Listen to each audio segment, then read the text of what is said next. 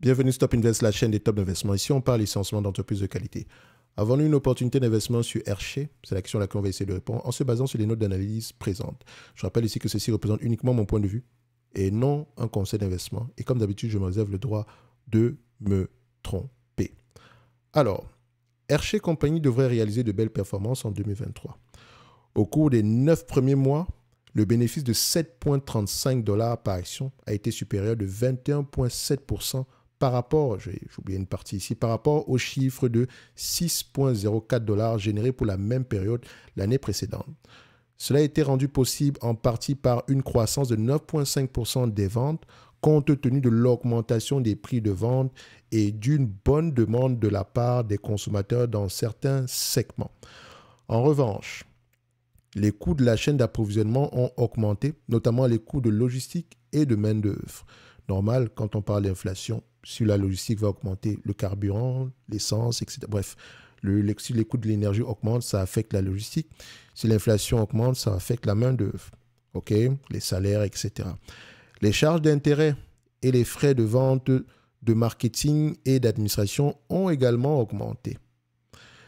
Bien que les bénéfices du quatrième trimestre soient probablement en baisse par rapport au niveau très élevé atteint en septembre, les bénéfices nets par action pour l'ensemble de l'année devraient se situer aux alentours de 9,15 $, ce qui représenterait une hausse de 15% par rapport à l'année précédente. En ce qui concerne 2024, et je rappelle ici pour les bénéfices du quatrième trimestre, ils ne sont pas encore sortis, d'accord? Donc, on ralentit quand même. Donc, dites-vous ici que septembre était quand même une période très particulière, d'accord? Donc, la période également du mois de décembre est une bonne période pour ce genre d'entreprise aussi, avec les fêtes de Noël, etc., des cadeaux, etc. Donc, on peut avoir une surprise ici, mais ce n'est pas plus grave que ça. Si c'est plus élevé, tant mieux. D'accord? Donc, comme je l'ai toujours dit ici, on n'est pas là pour investir pour le prochain trimestre, c'est généralement, on essaie de voir à peu près ce qui s'est passé précédemment, à quoi on pourrait s'attendre dans un avenir proche ici, afin de prendre une décision plus éclairée. On garde, on rajoute, on patiente, d'accord? Le plus important, généralement, ici, c'est d'avoir une vue au-delà de 3, 4, 5 années. Et c'est pour ça que la stratégie de l'entreprise est importante. L'évolution du secteur d'activité également devrait également être prise en considération. En ce qui concerne 2024, le résultat net de l'entreprise devrait progresser encore de 8% pour atteindre 9,85 $ par action, en supposant que l'environnement commercial soit généralement favorable. Les initiatives d'expansion telles que les projets de construction d'une nouvelle usine de chocolat de 250 000 pieds carrés à Hershey, en Pennsylvanie. Oui, Hershey, c'est une ville en Pennsylvanie, qui devrait être opérationnelle à la mi-2024, constitue un autre atout. C'est-à-dire qu'ici, on aura un boost au niveau de l'augmentation des volumes ou bien au niveau de la productivité. OK? Donc, la situation financière de l'entreprise est également bonne. Donc, à la fin de la période de septembre, donc à la fin du trimestre ici, le trimestre se terminant aussi au mois de septembre, la trésorerie et les équivalents de trésorerie s'élevaient à 471 millions de dollars. En outre, la dette à long terme semblait gérable et les emprunts à court terme de 827,7 millions de dollars ne semblaient pas constituer une entrave majeure.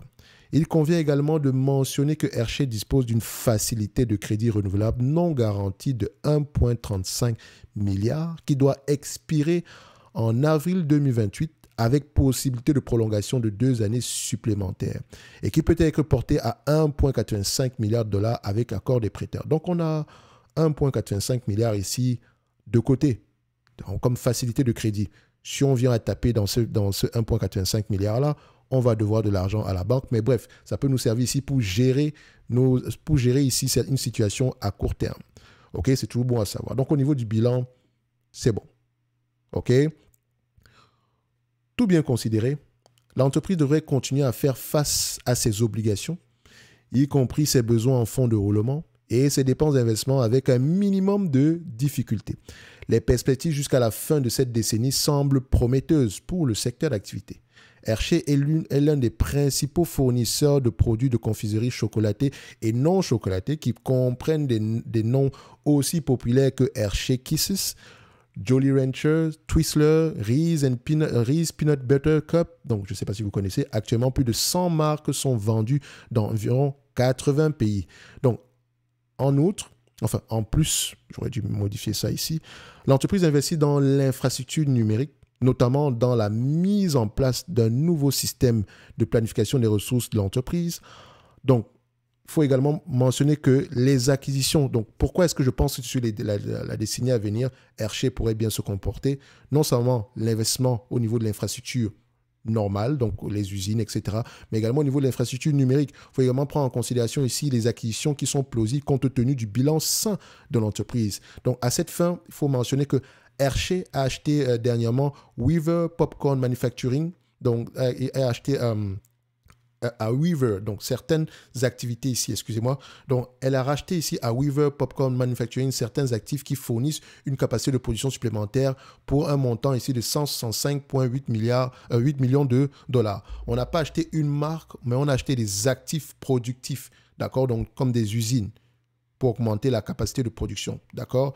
Donc, on peut se dire ici que Hershey, il y a de grandes chances qu'elle continue à bien se comporter sur les mois à venir. En tout cas, pour le moment, c'est ce que moi je peux comprendre sur la lecture des rapports financiers et l'écoute des conférences call. Et comme je dis toujours ici que c'est un suivi trimestriel. Donc, normalement ici, Hershey fait partie de notre liste dans les choix de Top Invest. Je vous partagerai également, je la rajouterai également dans les choix ici, dans les notes d'analyse. Ok, comme je l'ai mentionné, dans ces notes d'analyse, je vous donnerai 10 entreprises qui, selon moi, sont intéressantes au prix actuel. Ça ne veut pas dire qu'on prend, on achète bêtement, parce que chaque entreprise vient ici avec une analyse ici, ok, l'analyse ici qui est basée sur la lecture des rapports financiers et l'écoute des conférences call. Je n'essaye pas de vous noyer dans énormément d'informations, je vous donne l'essentiel, ok. Maintenant, si vous voulez aller plus loin, vous devez également lire vos rapports. Si vous voulez acheter les entités en question, lisez d'abord vos rapports financiers. Écoutez vous-même les conférences call et revérifiez vous-même l'information que je vous donne. Il faut toujours être curieux, ok. Je ne veux pas que vous dépendiez de qui que ce soit. D'accord? Donc, jusqu'au 29 du mois de février, vous y avez accès. Et je rappelle que le nombre de places ici est limité. Donc, pour le moment, il y en a encore énormément. D'accord? Donc, pendant que vous y êtes, n'oubliez pas de vous abonner à la Top Newsletter. Donc, un like, un abonnement, ça fait toujours plaisir. Donc, le lien est dans la description de la vidéo pour avoir accès à la Top Newsletter ainsi qu'aux notes d'analyse. C'est le même lien. D'accord? Donc, c'est écrit Top Newsletter, mais c'est exactement le même lien. Concernant l'analyse quantitative, parce que je sais que c'est le prix qui intéresse certaines personnes, j'en ai fait une au mois de décembre 2023 et mon avis reste le même. Je considère que Altria, certes, ce n'est pas bon marché, on va se dire la vérité, mais c'est une entreprise qui a un pricing power, qui pourrait continuer à faire des acquisitions, d'accord, et qui se paye généralement à des multiples de valorisation assez conséquents.